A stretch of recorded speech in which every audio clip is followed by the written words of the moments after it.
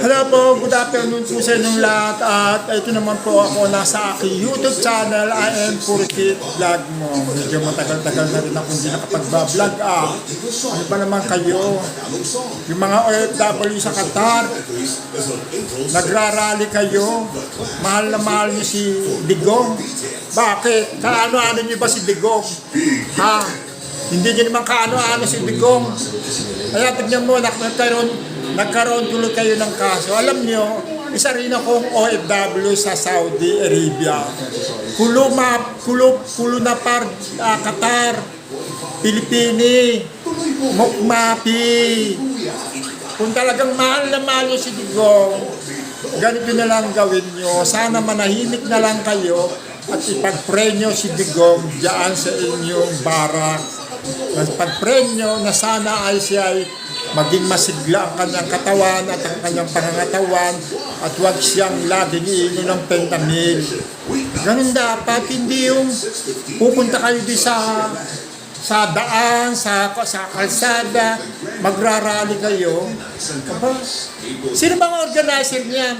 Tunuruan ba niyo ba yung organizer? Pagsabihan niyo organizer ninyo. Napakatanga, Mukmapi. Dapat tinuturuan nyo ng leksyon yan. Kaya tuloy, napahama kayo. Imbis sana ay nagtatrabaho kayo, nakulong tuloy kayo. Alam nyo naman yung mga lokal, wala tayo sa bansa natin.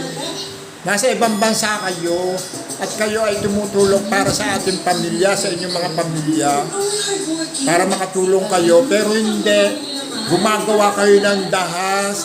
Kaya tayo mga Pilipino na yung iba nakukulong o kaya nasasama sa mga krimen.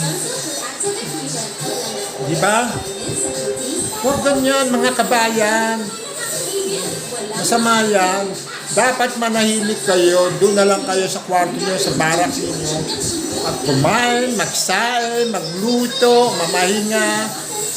Aba, yung pagpupuntay-puntay nyo sa kalsada, imbis na sana nakapamahinga kayo o narirelax ang katawan nyo.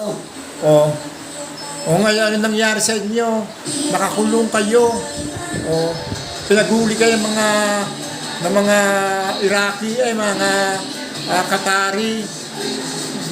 Tapos, hihingi kayo ng tulong sa gobyerno, napakawalan nyo. Ano magagawa ni Dela Roque, nila Sara at ni Digong? Matutulungan ba kayo niyan? Pagtatawanan lang kayo nila Digong. Ganun lang naman yan, kasimple. Di ba? Ang papangit ninyo, pupunta kayo diyan. Hindi naman kayo mga mayayaman. Mga trabahador lang din kayo. Luklukan kayo ng pangit. Di ba? Anong bang silbi nyo kung magwawala kayo dyan sa kalsada? Wala, di ba? Tae, nga. Hindi naman kayo mga kagandahan. Luklukan kayo ng pangit. Tignan nyo ano nangyari sa mga sinabi sa inyo ni Roque. Wala. O pagsasabihan lang kayo, wag kayong kumalma, ganito, ganyan. Ano nangyari? Yun lang. Wala, hanggang doon lang yun. Kasi hindi naman kayo matutulungan. Di ba? Paano po? Sana po ay maging silbing aral po ito sa inyo. Manginahon kayo, punta kayo sa inyong staff house, sa inyong barak, magsae, makumain at matulog. At ipagdasal nyo na lang si Digong. Hindi nagwawala kayo sa kalsada. Paano po, bye-bye. Maraming salamat po. Paki-like and share ang aking YouTube channel. Babus. Bye-bye po. Maraming salamat po sa mga pangit.